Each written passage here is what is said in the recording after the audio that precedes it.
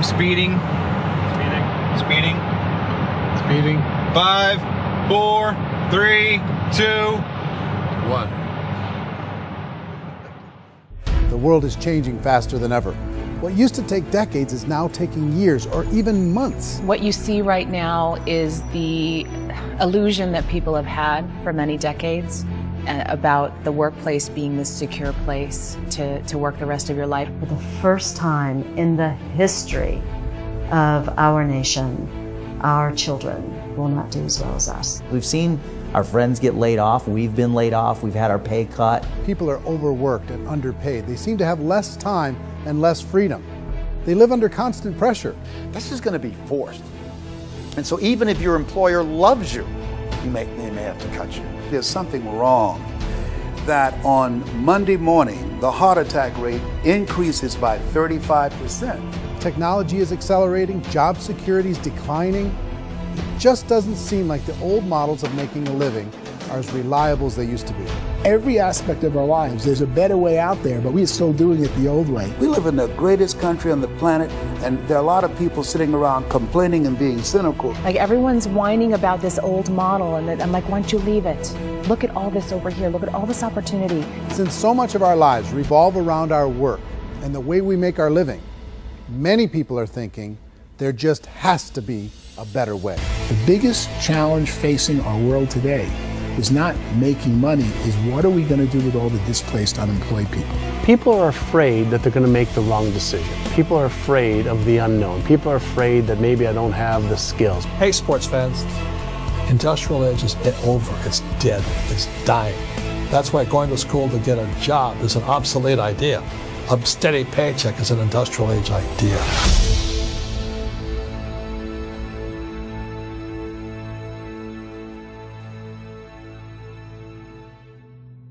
It's the search for answers that has brought us here together today. My name is Eric Worre, and for almost 30 years I've been an entrepreneur, struggling at times, but ultimately succeeding.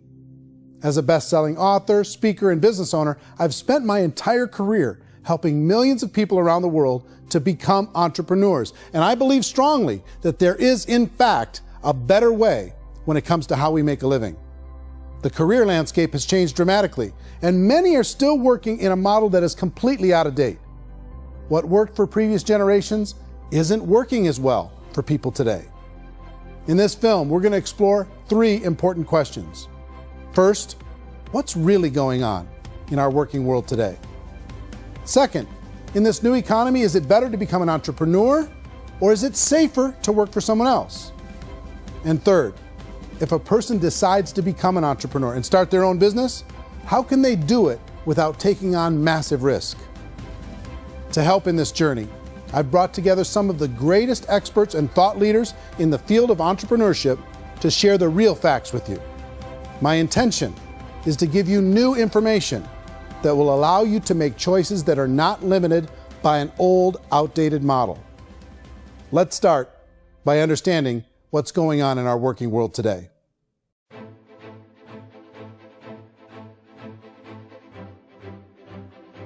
Let's look at unemployment. 30–40% of the people are honestly not working, but would be working. What our government does is if you haven't found a job in 6 months, we don't call you unemployed. We pretend you dropped out of the labor force. I've often said that unemployment, particularly structural unemployment, that's unemployment due to technological changes, is the first sign of economic growth. Think of it, 10 people live on an island. They go out every day and fish. One day, new technology shows up. A missionary brings them a net. Now, using the net, one pilots the boat, one throws the net. 2 fishermen can do all the work 10 used to. That's a 500% increase in productivity, 2 doing the work of 10, in one day. You don't have to learn a lot to learn how to throw a net instead of throw a fishing line. The island's got a big problem, 80% unemployment. But the island still has all the wealth of the fish because the 2 people produce as much fish as 10 did. Now, of course, looking back in history, these changes used to take thousands of years. And during that time, we went into farming and transportation. Some of us became doctors and some teachers and lawyers, and we developed all these new professions and new manufacturing jobs. Today, these changes are occurring literally in one day when a new technological advance occurs, and we don't have the social structures to deal with it or to retrain the unemployed people. So one of the things that I think is interesting as I travel across the country and really travel around the world is the way that we work and the way we get paid for work is changing pretty dramatically. On a global basis, everything is being turned upside down because of the rapidly advancing technologies. They are eliminating many jobs, and we have been left with many people not prepared for the jobs that exist. A lot of demand in public companies was to squeeze out all the fat and to get just as much margin as we possibly could, and fat equals humans. So this idea of job security in information age is so obsolete, but it's still taught inside our school system, and that's where the problem starts. There's no financial education in school system, and people are still trained to be employees who work for that paycheck. This is a chart on the middle class. What's happening in the middle class, those that went to school, their incomes have been coming down for years. And parents still say to their kids, go to school, get a job. Now what happens to all those middle class people who are dropping off the ends of the chart? Well, they become what's called working poor. And this is what happens to working poor. But they say poverty is ending. Well, poverty may be ending, but working poverty is going up. And this is food stamp usage. So food stamp usage in America is going through the roof right now, because people cannot earn what they call a living wage. Most people have experienced financial pressures that I think are probably greater than they have been in the past. If you're not working for yourself, then it's going to be a pretty hard road for a lot of people. Today, if you're going to control your future, the 40-40 plan is gone, where you can graduate from college and get a job and work for 40 hours a week for 40 years. That day is gone. So some of these charts actually tell you what's going on. And this is a really interesting one. You know, people are going back to school because if I go back to school, I'll get a nice job. But this is what's happening to, it's called Sallie Mae, which is the student loan guys. Student loan is going through the roof. It's now over $1 trillion, and student loan debt is worse than credit card debt. So when people stopped using credit card, the government got people into student loan debt. And the problem with student loan debt is you can never be forgiven. See, with credit card debt, you can declare bankruptcy and all's forgiven. But student loan debt, you can declare bankruptcy, you still owe it. It's the worst of all debt. But this is the next picture. Look at this chart here. This is what's happening to wages of college graduates. It's going down. So you go to college, you rack up all this debt, but you earn less money. Now, that's not that intelligent. Average person who's been working a lifetime in America today is ending their lifetime at 65 with about $41,000 in assets. They earned just enough to survive. I think in the United States we have something like 17 trillion in debt. That's just the federal government debt. We got another 2 in municipal and in other, let's call it almost 20 trillion government. We've got 40 trillion in private debt. That comes up to close to 60 trillion. When you then add something we never had before, what you were talking about, when we look at the unfunded portion of Social Security and primarily Medicare, Medicaid, that, at the most conservative estimates from outside firms, Kleiner Perkins, 67 trillion and growing. That's more than all our other debt. There's less conservative estimates that say it's 84 trillion or higher. I added up conservatively $127 trillion in total debt. Debt is a financial drug. When you take it to excess, it's like taking a drug. Yeah, it makes you feel better, it enhances your performance, but at a huge cost, eventually it kills you. And so that's what happens. We keep doing more and more debt, and you get less and less results, just like a drug, until the debt gets so high that it crushes the whole system. That's where we're at, 8.2 times GDP. You know who I feel sorry for? I feel sorry for the person who dreads going to work, who is sick to their stomach on Monday morning, who hates their alarm clock, who gets a little glimmer of hope on a Wednesday because it's hump day and says, thank God it's Friday. And they live for those 2 days a week where they get to be themselves and they don't have to be around people they don't like, and they don't have to play the political game in the office, and they don't have to live this half life.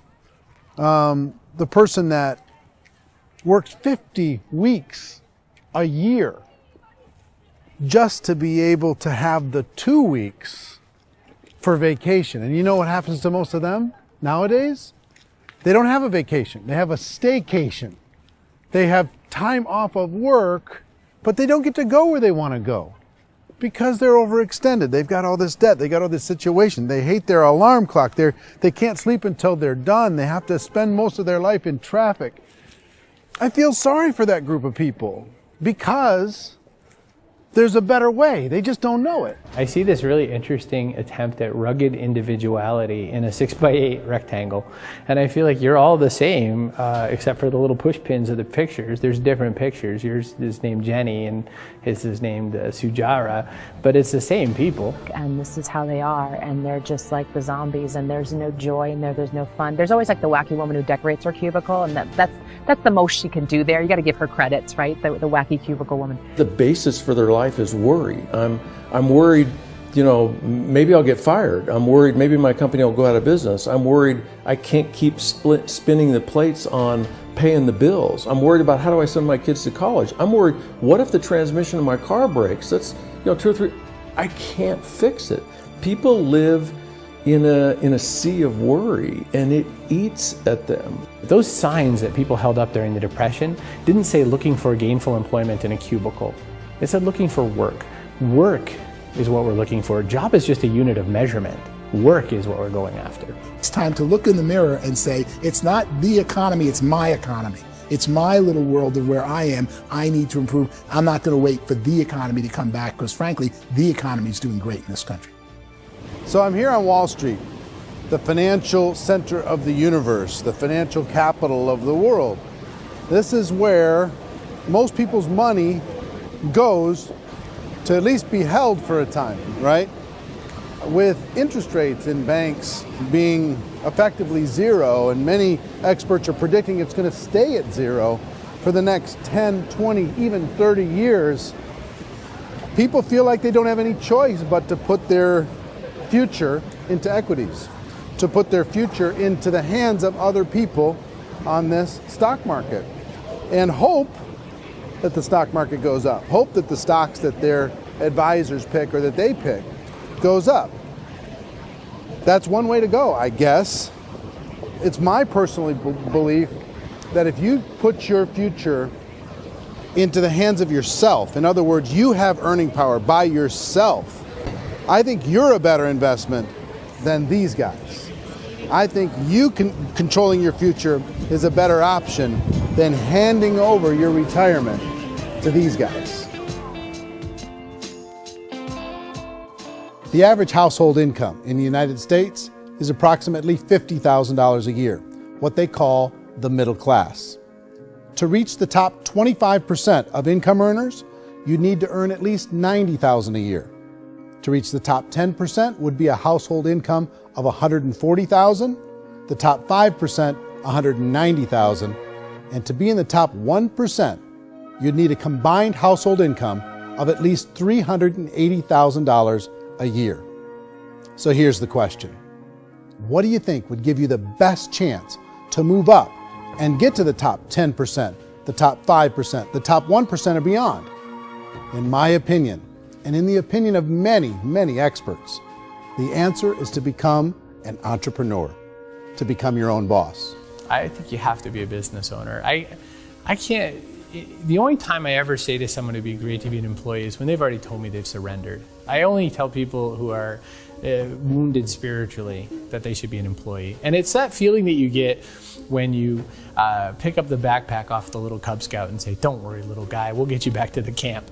You know, it is in no way a kindness when I tell someone they'd be a great employee. The other status symbol really increasingly is lifestyle. I mean, people can own their own business, maybe even work out of their house. That, I tell you, people admire that. Like, gosh, I wish I could do that. The spirit of the entrepreneur is to be a risk taker and to be resourceful and unstoppable and to have a vision of yourself beyond where you are and not willing to settle for life as it is. Think about the great entrepreneurs. They're visionary. They have heart. They're willing to do today what others won't so they can do tomorrow what others can't. Personally, I don't think of the new economy, the old economy. I create my own economy. The entrepreneur's in control. I decide what the economy is going to be like. In the world of entrepreneurship, there are no limits. You can make as much as you want, depending on how much you want to work and how smart you are and how great a team you put together. There's no more lifetime rewarding business than being an entrepreneur. Why in America, where anyone could be anything, would people want to give up their freedom and become effectively a modern-day slave, told shut up and be here every morning at 7:30, leave at 5:30, and do what I tell you? If people decide to become an entrepreneur and work for themselves, they have some traditional options, but they're riskier than you might think. Any kind of a retail business, retail build-outs, is extremely expensive. Even just these small little yogurt stores where they're putting little yogurt machines and you get all the different flavors, you're spending $200,000, $300,000, $400,000 to open a yogurt shop. I would love to buy a Dunkin' Donuts, but it's $500,000 or so to start. I don't quite have that just in case money. Risk you can lose it all, and most guys do 2 or 3 times, and even big guys like Branson, because I'm such a fan of his, half his companies don't work. If you make $1 million, your problems are going to go. If you make $1 billion, your problems are really going to go. Just the opposite. You and I know when you're making $1 million, you get $1 million responsibilities. You make $1 billion, you got 1,000 times $1 million responsibilities. And most people say, I'd love to be my own boss. 70% of Americans would love to be their own boss, according to recent polls. But they don't know how to get there. Because what are you going to do? One, you could buy an existing business. If somebody's selling an existing business, you have to ask why. Usually because it's probably hard. It's probably not making as much money as they hope. 2, they could buy a franchise. A little less risk, proven system, but it's expensive to be able to do that. 3, they could start something from scratch. And that's where a lot of people feel like, I don't have the chops to do it. I don't have the money. I don't have the product idea. I don't have the expertise. I don't have whatever it's going to take to be able to get there, and I can't risk my family to do it. So, 4th, they could become an investor. A lot of people in this town invest to try and figure out a way, but you got to be pretty smart with that game too, right? Venture capitalists, who are the very best and most sophisticated in investing in new breakthrough businesses, make it on 1 out of 11. That means 10 out of 11 are mediocre or fail. Most of them fail. That's the risk there. An angel investor is lucky to get 1 out of 15 or 20. A business is a team sport. Like, I have to have accountants, I have to have engineers, I have to have systems designers, I have to have sales, marketing, I have to have accounting, I have to have mission statements, I have to have legal and all that. The average Joe Schmo, even me, I go out there, I don't have the skills to put a business together. I think the bottom line for the 4 traditional options is they take money, sometimes a lot of it. They take expertise, and they take time. All of that adds up to just too much risk for most people. I bought a business from somebody else and it was a lot of work, and you start wondering, what did I just buy? Because I guess ultimately I own your email list and I just overpaid for it. People that start their own business, they spend a lot of money, they spend a lot of time, a lot of effort to get things started. And the more you invest on the upfront, the harder you typically work at it. I can tell you what the success rate is of a restaurant. What is it? They're crazy enough. About 90% of them fail. About 90%, in how quickly?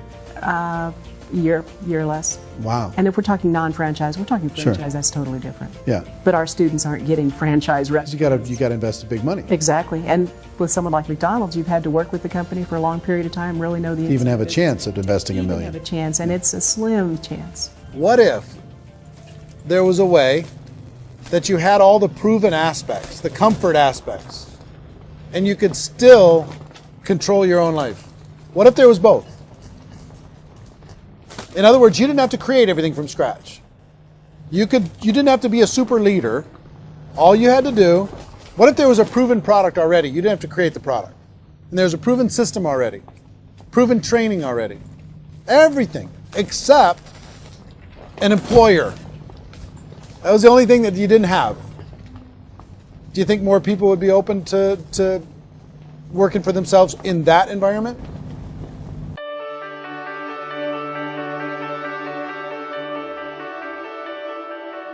In our search for a better way to make a living, we've come to the conclusion that becoming an entrepreneur is actually safer than being an employee.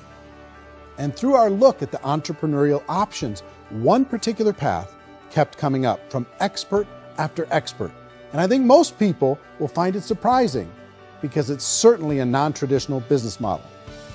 That model is for people to start their own business and become an entrepreneur through the creation of a network marketing business. Some people call it direct selling because the product is being sold directly from the manufacturer to the end consumer, cutting out the middlemen.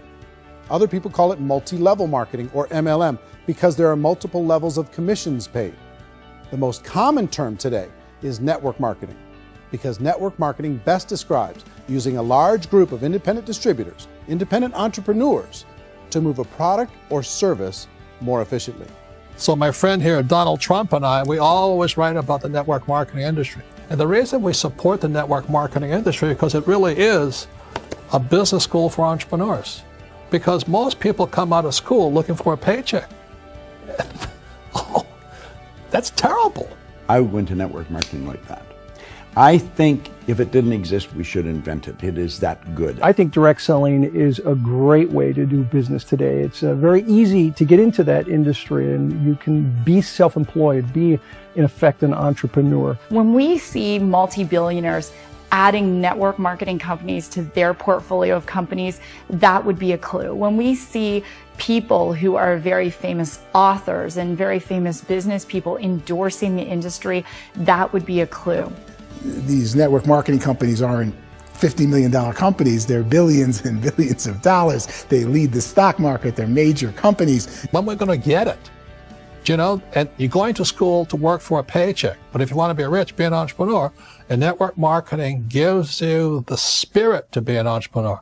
A traditional company will spend up to 50% of their total revenue on marketing. Network marketing companies use a different approach. Instead of having all that extensive marketing expense, they utilize a network of independent distributors to do the marketing for them. Now, why do they do this?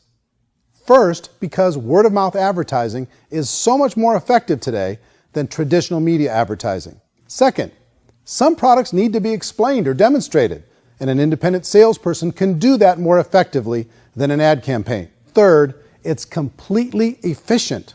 The company only pays for the marketing of their product if a sale happens and not before.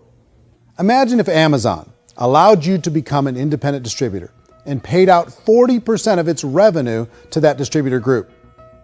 All you had to do as a distributor was recommend a product, and if a person bought it on Amazon, Amazon would take care of all the logistics, and you'd get paid for bringing the customer.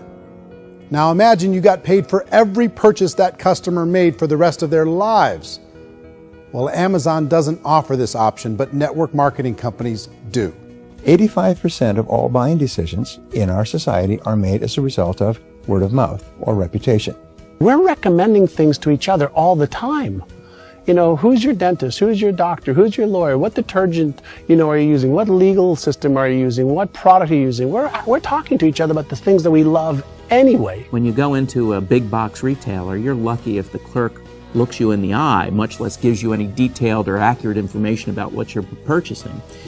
So of course, this personal information, this education coming from a friend, a neighbor, a relative, or even a stranger, but one who has experience with the product is extraordinarily valuable. As a matter of fact, network marketing can educate consumers probably better than any other form of marketing. It certainly can do better than advertising, because advertising usually has a certain hype to it, and you can only get limited information. So, network marketing trumps advertising. If you were a typical sales company and you wanted to sell $1 million a month worth of product, you might go find 100 superstar salespeople. The quota would be $10,000 a month. So network marketing as a distribution system just flips the numbers. So we use 10,000 happy, raving fans of a particular product, and we don't concern ourselves so much with how much product each one of them individually sells. If they sell just $100 or $200 a month, and there's 10,000 of them, you're selling $1 million to $2 million a month worth of product. And that's the best way I can explain how network marketing works. This is the marketing arm of the company. There's not money being wasted on bricks and mortar. There's not money being wasted on inventory that's sitting stagnant somewhere. There's not of employees standing around that don't have customers. These are people that are going to connect with customers. These companies allow people to become independent distributors for extremely low cost and with no minimum time or sales quota. Essentially, they own their own business and can provide as much or as little sales as they choose. In other words, the distributor gets all the benefits of traditional business ownership without the risk. The advantage of network marketing is the ease of entry, the low risk, and the low startup cost, because almost everything else has very high risk. You can get in for a minimal investment. You're buying into a system that's already been proven, products or services that have been proven to work. The keys to network marketing is providing an opportunity for the masses to get involved, providing an opportunity for the average person who doesn't have the resources to start their own business. All of this so far is fairly straightforward, but network marketing offers another benefit, and it's this benefit that makes it so interesting for entrepreneurs. Network marketing allows a distributor to build their own network of other distributors and then compensates them on the sales created by that entire group. Direct selling is, at its base, very simple. It's the sale of a product or service to an individual on a face-to-face, one-on-one basis, just the way we're talking right now. But there's an important element as well, and that's the offering in conjunction with that sale of product, the offering of an opportunity for someone to make something of themselves. No matter what your social status is, no matter what language that you speak, I mean, look how many unbelievable people are becoming successful that speak every kind of language out there. What an awesome gift to give the world. Instead of having to work your way up in a system and prove that you could be a sales manager, they just decided everybody can be a sales manager. Everybody gets to build a sales team from day one.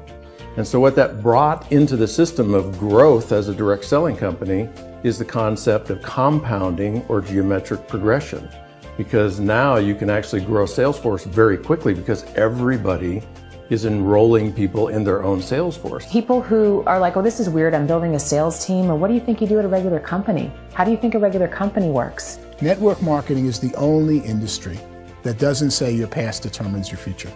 It looks at your past and says, okay, now what can we train you to do so you can have a great future? Every other employer out there wants to exploit you for what you already know, not teach you something new. Network marketing has the potential to save the United States and the world because it's going to teach people not to be employees, but to be entrepreneurs.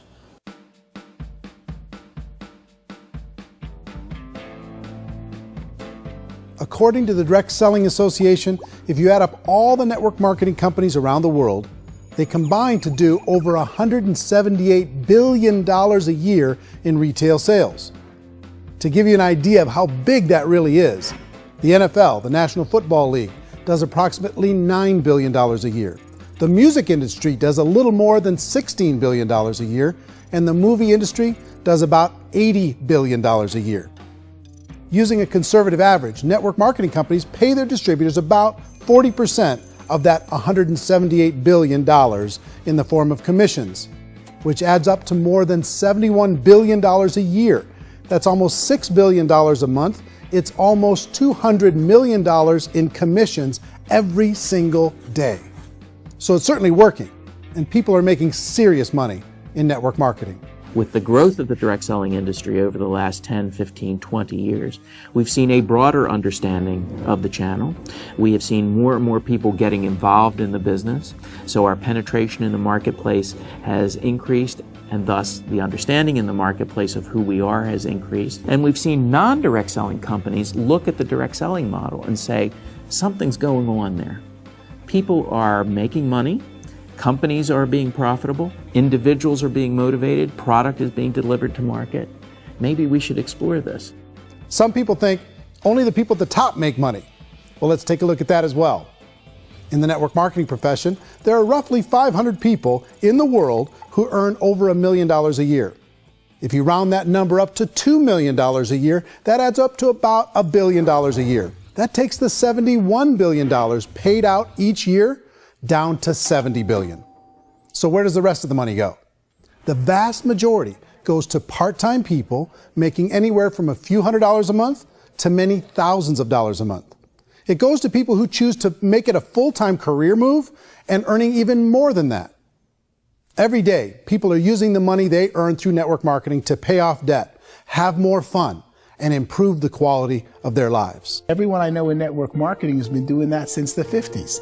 They go to work when they want to go to work. They stop working when they want to take time with their children to have a leisurely breakfast and discuss issues and drive them to school. They go back to work when they get home, wherever they're working out of. The biggest thing that I've seen is people that have become much happier in their life. MLM has probably made more millionaires of more people in more countries, and I've spoken to them in 67 countries, than any other single form of business, starting from nothing. If they have a choice between working a job for the next 10 years or working a network marketing business for the next 10 years, the result of working the network marketing business will be better. A lot of people within the industry go on and make this a career and do extremely well at it. Network marketing has been nothing but good for everyone I know that's been involved with it because they did it seriously and they played full out and they've been very successful. It's been a constant barrage of success stories and people showing off stuff that they got as a result of it. How many people are involved? Approximately 16 million Americans and 96 million people around the world are currently participating in network marketing. And in a recent poll, 82% of those people report a good, very good, or excellent experience with network marketing. So people are happy.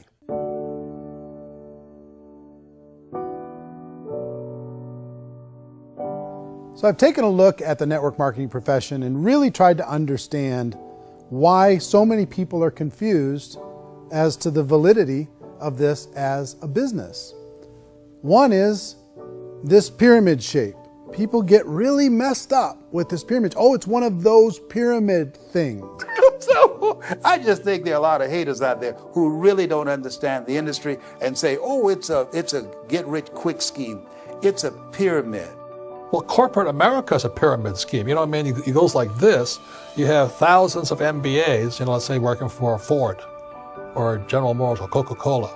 If all these MBAs, they're all trying to get to here, that's a pyramid. Only one guy's going to make it. Every 10 years, one's going to make it. Whereas you look at network marketing, it's like this.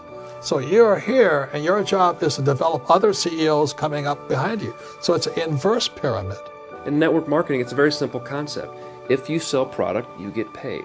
It is paid based on production. There is no first mover's advantage. There is no investment component where the more somebody spends, the more they're entitled to make. So the two are polar opposites of each other. It doesn't matter what shape the company is or the compensation plan is shaped, whether it's a circle or a pyramid or a triangle or a trapezoid, it doesn't matter. If compensation is coming primarily from recruitment, then you got a problem.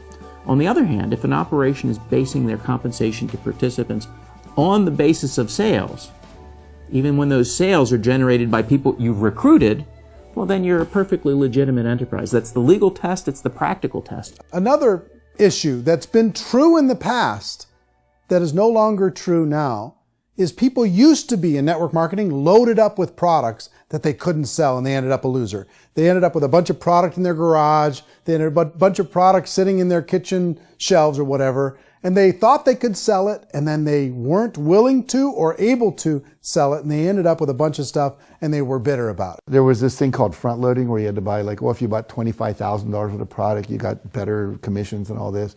Today, it's almost all done by computer. It's direct mail, comes from a warehouse somewhere else. You don't have to have all this inventory. You don't have to stock up. It's a paperless world now. Most of it's done online. You have a back office. It really works. And the technology has changed everything. Third issue is people start talking about 99% of people in network marketing don't make any money. Well, we've talked about that over the course of this journey together. Almost $200 million a day is being paid out to network marketing distributors around the world. The naysayers, the people who say that it doesn't work, are usually the ones who just don't know how to make it work for themselves. And so they're giving you an opinion, and I tell people, don't confuse people's opinions with expertise, because opinions are free. And don't confuse sincerity with the truth, because people could be sincerely wrong. But here's the reality inside of network marketing.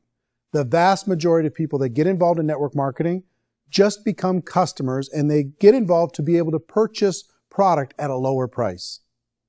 If you take Costco as an example, if a person goes into Costco and gets a membership to Costco so they can get a lower price on the product, we don't call that person a loser because they have a bunch of product that they walked out with a smile on their face. Yet when some people want to take a look at network marketing, they say, well, those people, they're just using the product and they aren't earning an income, so they must be a loser. They're not a loser, they're a happy customer. That's the vast majority of people that are involved in network marketing. Now, a smaller percentage of those people decide to go build a business. They earn $300 a month, $500 a month, $1,000, $2,000. That's the bulk of earnings in network marketing. And then there's the few that really decide to take it serious, really decide to build a large network, really work to make that network very, very productive. And those people make huge amounts of money and there's no cap. What I do as an outside economist, just somebody looking at this industry like any other industry I speak and say, look, what's the realities of this? 1% do incredibly well. 10% generate some additional income at pretty low risk and effort. That's not, and 90% of people roughly end up customers. One thing that I think is real when it comes to people's perceptions about network marketing is people put this, and distributors, I think, involved in network marketing have some responsibility for this. They have sometimes unrealistic claims about the product or about the income. Most people who become distributors, they want the money, they want to be successful, but they don't have the skills. They don't know what to do. And when people don't know what to do and they're in a new business, they're scared. And when they're scared, they panic and desperation kind of sets in. So they think everyone they talk to has to get in. So if I talk to you and you say, well, no, I don't have time to do that, they're like, no, I need you. You have to do this or I won't be successful. So I start clawing on you. I start that desperation. So then I start making claims about the product, which are not appropriate, probably not even true. Or I start saying, let me show you how you can make all this money and you don't have to do anything, Eric. And so you just totally misrepresent the opportunity, and you're clingy with people because you think you need everybody to be successful, and you don't. You know, one of the messages that I try to deliver most forcefully to companies as well as salespeople in direct selling is that you don't have to overpromise. The reality is in network marketing, there's a lot of hard work involved. There's a lot of effort. You're going to have to develop yourself. It's a business like anything else. It's going to take some time, but in my opinion, it's better.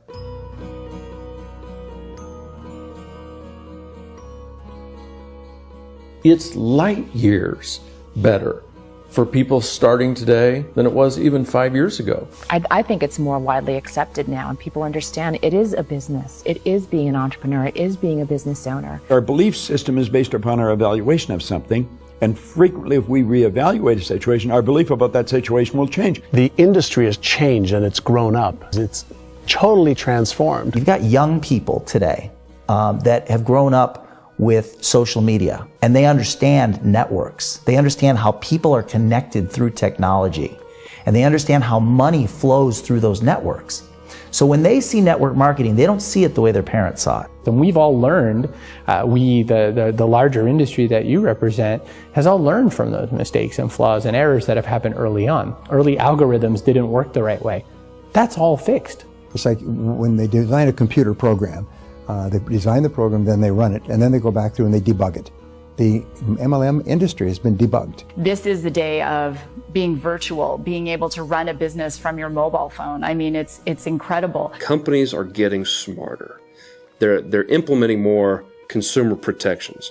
They're implementing more compliance training.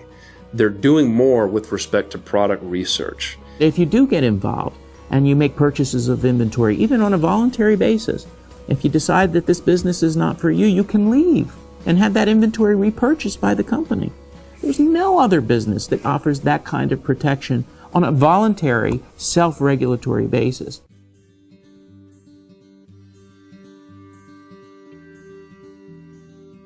If you decide to look further into a network marketing business in order to generate more cash flow for your family, I would recommend reviewing the following 4 elements. First is the product or service. And on the product or service, I would ask 5 important questions. 1, do you like it? Is it something you would feel comfortable sharing with others? 2, is there a recognized need in the marketplace? It's hard to create a need if one isn't naturally there. 3rd, does the product meet that need? Does it solve a legitimate problem for consumers? And 4th, is it priced to sell? Can it compete in the marketplace? And 5th, is it priced for profit? Is there enough margin for the company and the distributor to be able to generate income for the long term? If you can answer the questions on the product to your satisfaction, the next element to consider is the company itself. Is it well run? Do you believe in the founders or the management team? Do you feel they have what it takes to go all the way? See, it doesn't matter how good the product is if the management can't take care of the company. Good management can change with the times. They can handle adversity. They can make good decisions. Make sure you choose a company that can serve you for a long time. The third element to consider is the compensation plan. And with that, there are 3 important things to look at. First, a brand new person needs to be able to generate some money fairly quickly. It may be an obvious reason, but you can probably imagine the ripple effect of a distributor getting involved and having even a small victory fast. That can only help with the overall success of the organization. Second, a person should be able to develop a moderate part-time income in a reasonable period of time. As they develop their network and as their sales grow, they should be able to enjoy more benefits. And third, for the people who are really serious, for those who decide to really go pro in the network marketing profession, there should be the possibility to make a serious full-time income if they work hard and are committed to developing their skills. If you're comfortable with the product, the company, and the compensation plan, the last thing you should look at is the support that will be made available to you. Does the company have a website? Does it have a solid online reporting tool? Do they have comprehensive training available? Do they host events to help you build your business? If you decide to do this, what kind of a support system can you plug into? Choosing a network marketing company is a personal decision. But evaluating the 4 elements of product, company, compensation plan, and support is a great place to start. Is the company promising that you're going to get rich quick or that you can make a lot of money without a lot of effort? That's a red flag. Is there a product that you really believe in that you think can be sold?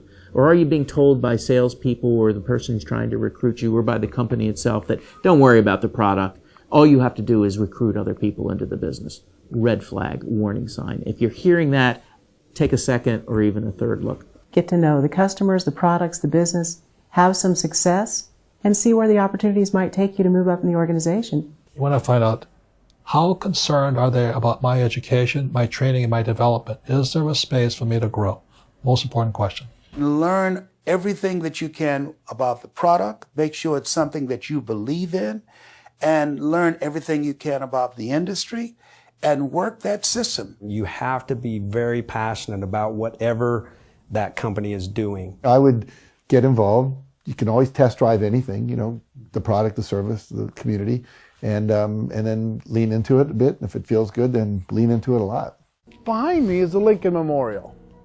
And this is a place where Martin Luther King Jr. had his famous "I Have a Dream" speech. And at that speech, he talked about his dream for equality for everyone around the world, and that's a noble dream. But I think more people need to remember what it was like when they were kids and the dream was still alive in them, before it got beaten out of them by reality, by this paycheck, by these responsibilities, and by having to live for this job to pay the bills. I think people need to remember that, go back to that. Once they know that there's a better way, I think their future is going to be much brighter. They can live a better life.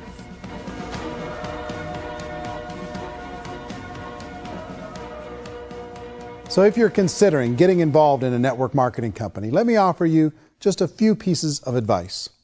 First, network marketing isn't perfect. It's emotional, it's challenging.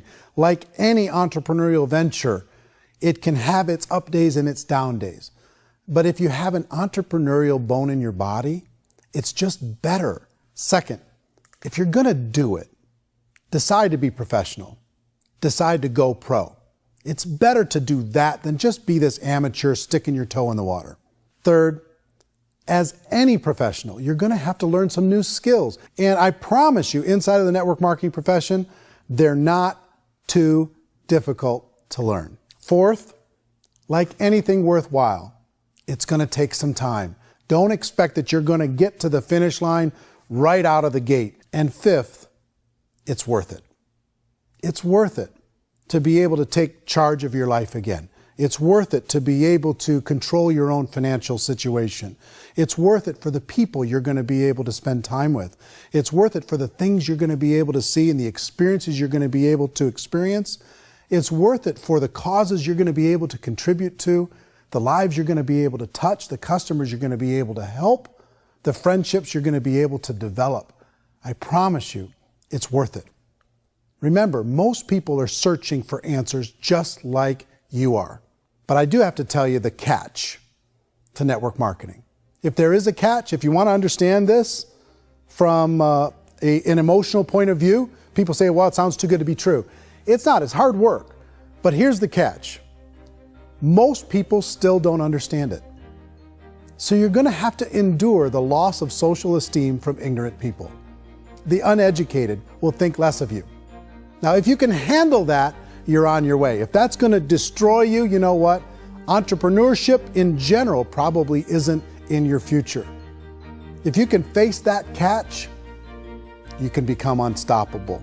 I want everyone to really contemplate this if they're not in network marketing.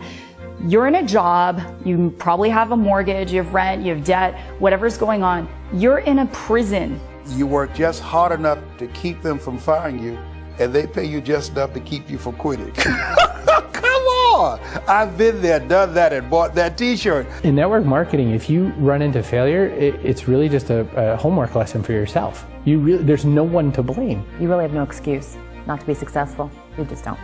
People don't want to hear that, but there's so much available to you. If you want to be a good network marketer, be a student to the people above you, be a fellow traveler to the people on the same level, and be a teacher to those below, and know when it's appropriate to do which. People who are not afraid of asking people to buy things, or not afraid of persuading people with a chance they may say no, these people own the future. Nothing happens until something moves. So you got to go move, you got to go do something, or nothing's going to change in your life. In the beginning, you're going to do a lot of things that you don't get paid for. But as you go down the road, you get paid for a lot of things that you don't do. And your job is rehabilitate the spirit, the entrepreneur spirit in all of us. Get it back. Either give it a strong yes or a strong no, but no wishy-washy, dilly-dally stuff in the middle.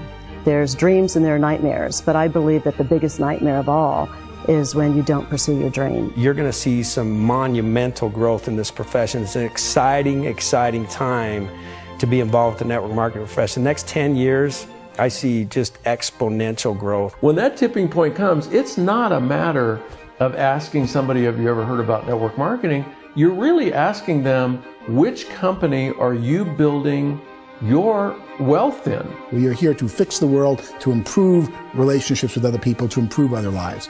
And the real reward comes as an entrepreneur in any level from teaching somebody something and watching them soar. There is no greater reward.